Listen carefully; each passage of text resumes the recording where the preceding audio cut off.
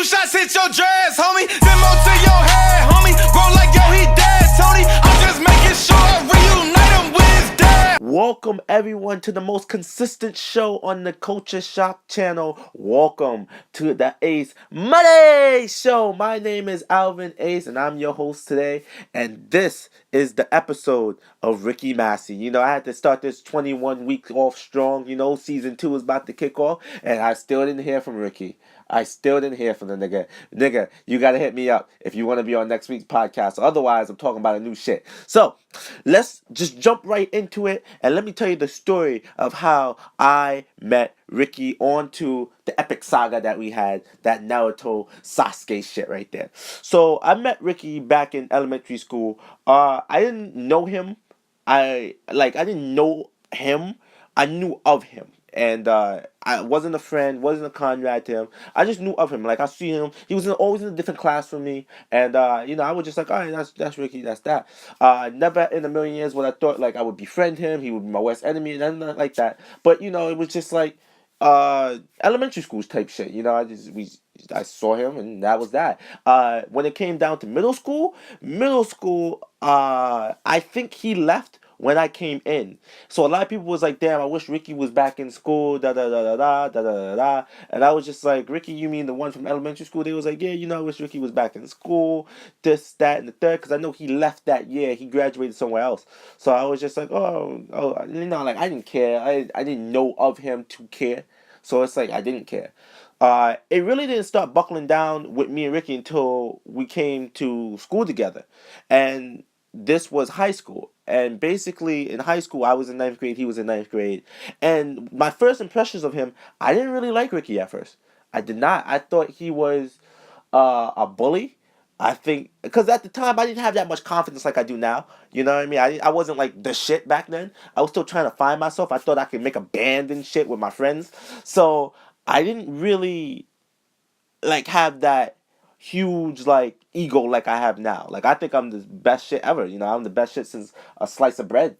I'm the best shit since white bread. So, but back then I didn't believe that. I did, but it was very low key. It was like, maybe I am. So he used to take my bags and do all that stuff. As parents would put it, he would disrespect me. There we go. And that was the case with that. It wasn't until probably the end of ninth grade year, going into 10th grade year, when I was really when I really started to find my groove in high school. It wasn't that until then, that's when I started to hang out with Rickie. So I would say 10th grade year, we turned from bully nerd type shit to more like a equal level. Okay, let me befriend you, because of the fact that Rickie didn't have like a solid group of friends like how I did. I had Anthony, I had Pontoon, I had all different types of niggas in this WBF group, which was called West Bubblefuck, solely for the fact that we wasn't nerds, we wasn't the most popular kids, we was right in between, in the middle of nowhere. So therefore, we was in this chart of popular and nerds, we was WBF. West Bubblefuck. And I think he really gravitated toward that because like we was true and organic friends, you know what I mean? Like everyone in that circle was true and organic, and if you had a squad outside of this circle, you automatically came together as a collective unit and made one group.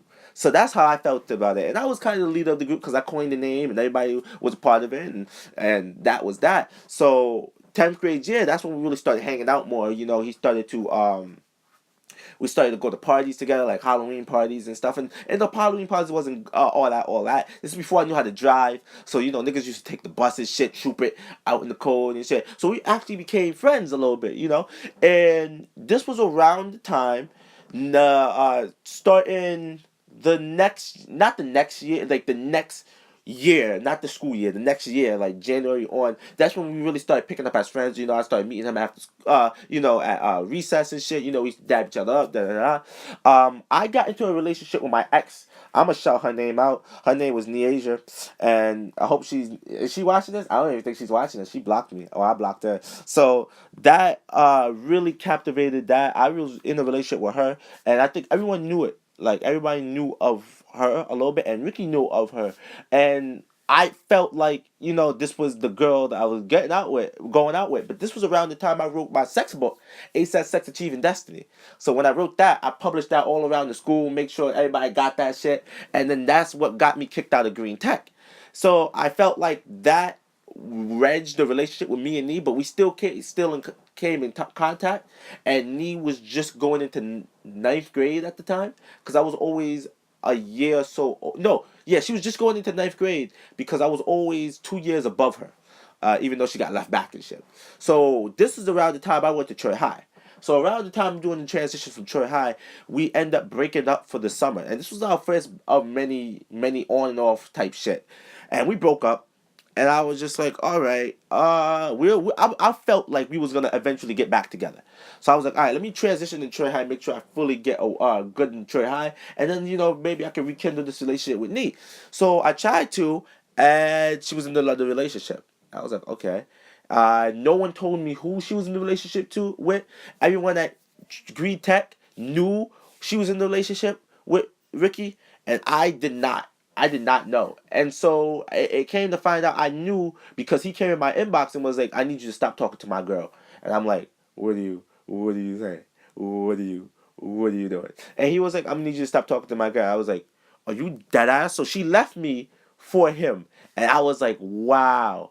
That's crazy. So I was young and dumb at the time. I made a Facebook video, real sincere. I was talking from my heart and shit. I was like, you can still find this if you look deep down on my Alvin McNeil account. If you look there, go back like 4 years. And you're gonna find that shit. You're probably gonna find that shit. I'm over here drinking apple juice like it's liquor, and I have this straw hat, and I have these shorts, and I have this blue shirt and shit. I'm just talking out my ass at the time. But I was really mad at that point because I was like, what? So then I found out all this other shit. I found out that he was, abusive. That's what Nee told me. And I was like, what? So she, not only was the fact that, he was demanding, like, sex from her and shit, because he wanted to lose his virginity so bad. He wanted to be the big boys. And everybody in the group lost their virginity but him, I felt. And I think so. And he wanted to just lose it, so he lost it with the one girl I actually cared about, and I was mad at her because she gave it up so quickly to him within what, like a couple of weeks. She gave it up to him when I had to wait 9 months to get her. You know what I mean? Like I had to wait 9 months just to smash. He waited a couple weeks, so I was like, what do he has that I didn't have for you to do that? So that's when that animosity built. That's when that hatred built for me. And I was just like, oh, this nigga gotta get clapped or some shit. So I was all the way in Troy High and shit. So this boiled down all the way to Hudson Valley. So we always had this three time rule. And this 3-time rule in WWF, if we ever came in contact with anyone who we was enemies with in the group, we have 3 chances to see them. If we see them after the 3rd chance, that's it. It's clipped. It's over. You have to fight them. So the first time I saw Rickie was at a football game at Troy High, because it was Green Tech versus Troy High. I saw him, and everybody was like, Green Tech was like, bro, we miss you, bro, because you was like the shit, bro. And I was like, yeah, I'm all that and the slice of bread. That's when I really started gaining my confidence at Troy High and shit, because like I was alone at Troy High, so I was like, you know what, the best person that's gonna be friends with me is fucking me. So that's when I started hanging out with them, and then I saw Rickie. I was like, oh. At first, I was gonna fight him right then, but I was like, you know what? The friends calmed me down. It was like, nah, don't do it right here. This is not the chance. This is not the time. This is just the first time you see him. Do not fight him. I was like, all right, cool. Meanwhile, I got back with Nee, and I was fucking her on the low. Yeah. Also, the second time I saw him was I was sitting in the barbershop chair, and my sister said, yo, that's that nigga Rickie. So I was like, oh shit. I hopped out the barbershop chair, and I yelled, that's fucking Joe. And I yelled that shit. I hope he heard, I think he heard that shit, because he looked back and acknowledged and kept walking. So I was like, all right, that's 2. So the third time was a real complicated time, because I was fucking around with his ex at the time, because I was at the time, his ex name was Lyric Cook. Yeah, I said her name, Lyric fucking Cook. Bitch. So I was messing with her on the low and shit. She's some big fat hen bitch. Big. You look like the big red hen from Dora the Explorer almost. And I was like, I'm just gonna see what I can get from this, because I heard at the time fat girls give good head. So I was like, let me see if this bitch actually could slob on my knob like corn on the cob. So I was like, you know what? Let me talk to her and shit. So unbeknownst to her, I was really, really fucking with Nee on the low. Like I was really fucking with Nee on the low, and she realized that. So she was like, if you still fucking with me, it's either her or Nee. It's either me or Nee. So I was like, oh, I'm choosing my ex. Like, fuck out of here. Her pussy is A1. You gave me nothing. And I'm just gonna break your heart right here. Bye. So I broke her heart and shit. So she came to my job and videotaped me. No, Rickie did that. Rickie came to my job and videotaped me and was like, there's that nigga right there. There's that nigga right there. This was when I was at Regal. And I was tight at that. I was like, what the fuck? So I called my friend Kamali. I called my man Anthony. I was like, yo, bro, that shit. We gotta go. I saw a nigga third time, we gotta fight. So after that, I started training. This is when we first got my dog. Started training like Rocky, you know what I mean? Nigga and me, exchanging words on Facebook and shit. And we made a plan to meet up. Originally, I was gonna go to his house, blindside him, come to his house, and just beat his ass on the patio. That was the original plan. So I'm training and shit. Now, I'm not saying I would have won this fight. I'm not saying I would have lost this fight. But I was really training in a way that I wanted this to be a fair fight. And if I get my ass beat, I get my ass beat. At least I fought with honor. And, I had no weapons on me because I wasn't the type to fight with weapons and shit. I'm not the type to stab you or hit you or anything like that. I'm the type of nigga that would sneak up and attack you. And that would be a fair fight for me. Any advantage I get, but at least it will be like with my hands. It wouldn't be with no object. So I came to his house. No one answered. So then after that, the next day he said, Joe, you came to my house? I'm like, yeah, but no one answered. So then he was like, oh, come to my house again. And I was like, yeah, nah, I'm not going to do that. So that's when I called up Nee. I was like, yo, Nee. She was the realest person on my team at the time. So I was like, Nee, you got to come out here because you're a huge part of this fucking problem. You're the reason why this shit came down like this. So she was like, all right. She came in my whip. She brought a knife. And I was like, whoa, we're not fighting with no knife. She was like, no, trust me. You have to bring weapons nowadays because niggas don't fight fair. I was like, oh God, I didn't want this to get anywhere extraordinary and shit. So I met him at a park. I don't know what the park is called. I don't know what the fuck this park called. But I know it was in Albany. This is where the little leagues are, like the Albany Little League team play. Like the Pop Warner team play.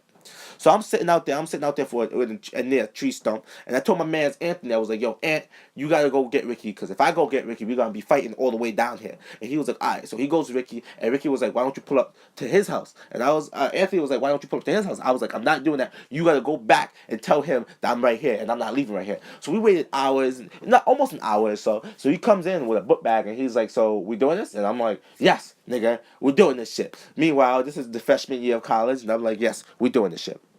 So he was like, I bet we're gonna do this shit. So he took all his book bag and shit.